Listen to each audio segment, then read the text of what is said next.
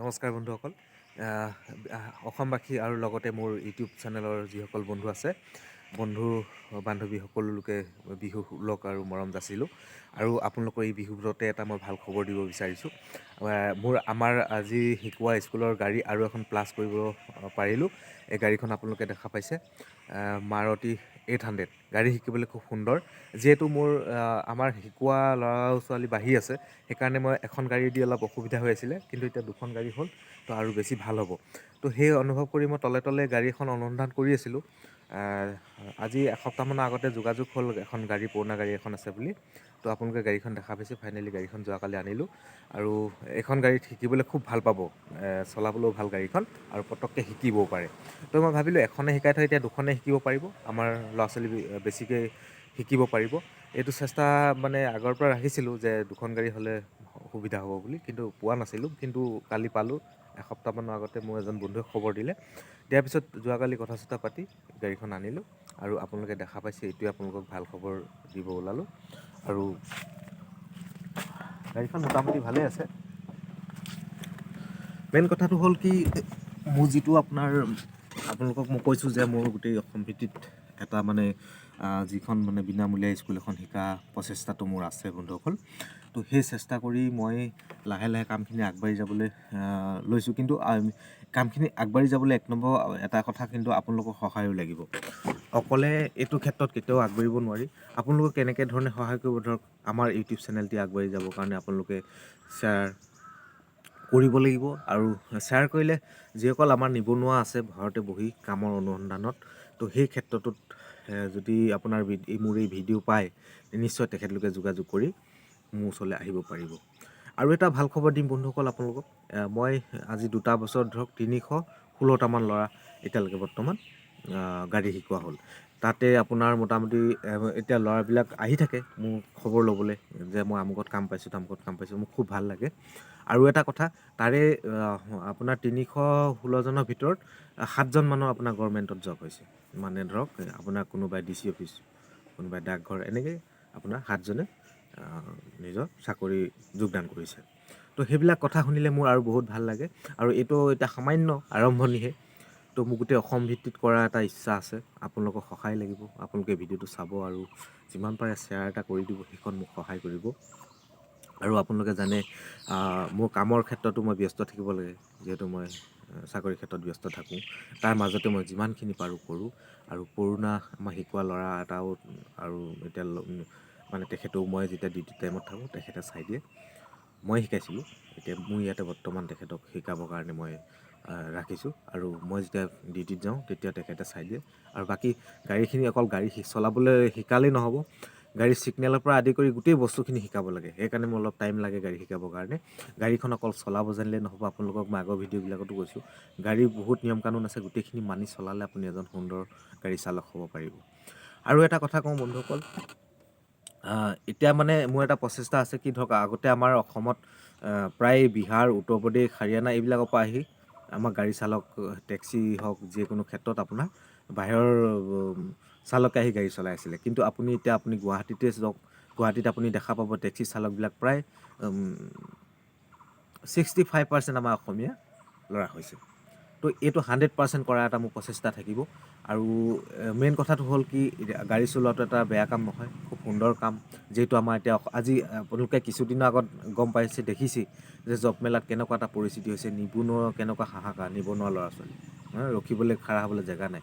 তো সেইটো ক্ষেত্ৰত যদি আমি কামকৈ ঘূৰি থাকোঁ, সেনেকৈতো নহ'ব। কিন্তু এটা মেইন কথা হ'ল কি, আপুনি যদি গাড়ীখন চলাই 18,000 টকা, 17,000 টকা দৰমহা পায়, এটা পৰিয়াল সুন্দৰকৈ চলিব পাৰে।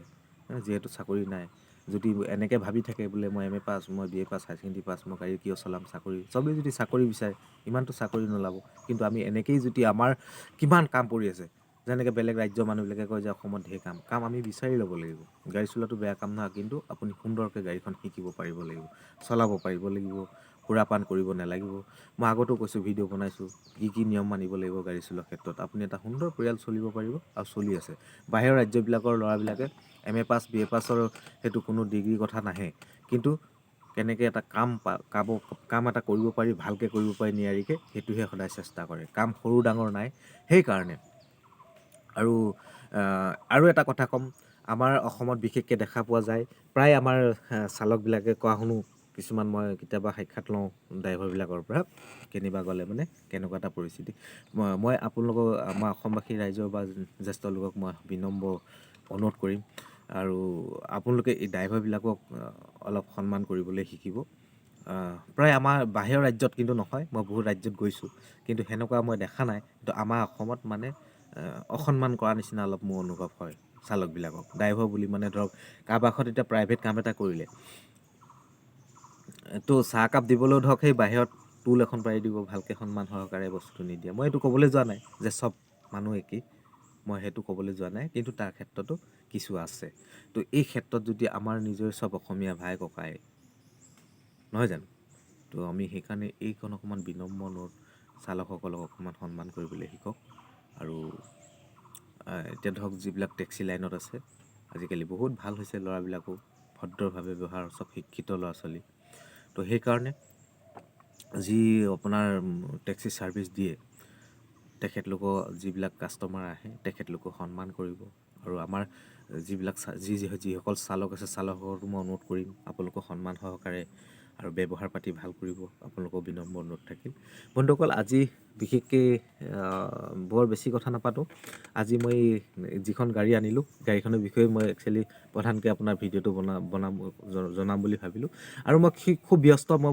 সপ্তাহত এটাকে ভিডিঅ' দিওঁ বিশেষকৈ মই বেছি ভিডিঅ' বনাবলৈ সময়ো নাপাওঁ আপোনালোকে গম পায় মোৰ কামৰ ক্ষেত্ৰত ব্যস্ত আকৌ যিকণ টাইম পাওঁ শিকাব লাগে তো তাৰ মাজতে সপ্তাহত এটাকে ভিডিঅ' দি আছোঁ কিন্তু এইটো কথা নহয় যে মই ভিডিঅ' বনাবৰ কাৰণে মই এই চেণ্টাৰটো বা এইটো হেৰি কৰিছোঁ মোৰ মেইন উদ্দেশ্য সেইটো নহয় মেইন উদ্দেশ্য হ'ল অসমত নিবনুৱা সমস্যা দূৰ কৰা মোৰ অকণমান সামান্য প্ৰচেষ্টা এইটোৱে মোৰ আৰু অসমৰ যিসকল ধৰক আমাৰ বেলেগ বেলেগ কামত যিসকল ব্যস্ত আছে পকা মিস্ত্ৰীৰ পৰা টাইলছ মিস্ত্ৰীৰ পৰা আমাৰ যিসকল অসমীয়া মানুহ আছে তেখেতলোকেও এটা হাতত প্ৰচেষ্টা লওক যে আমাৰ অসমীয়া ল'ৰাবিলাকক এটা গাড়ী শিকোৱা যেনেকৈ মই এইটো প্ৰচেষ্টাটো লৈছোঁ তেখেতলোকেও প্ৰচেষ্টা লওক যে আমি টাইলছৰ কামটো আমি 5জন আৰু অসমীয়া ল'ৰা শিকাওঁ এতিয়া চাওক আপুনি আমাৰ টাইলছৰ পৰা পকা মিস্ত্ৰীৰ পৰা আমাৰ কেইটা অসমীয়া ল'ৰা আছে খুব কম কিন্তু এতিয়া বাঢ়িছে বাৰু কিন্তু এদিন ভাল হ'ব বুলি মই ভাবোঁ আমাৰ 100% অসমীয়া যুৱক যুৱতী কামত হ'ব আৰু আমাৰ অসমীয়াই হ'ব চব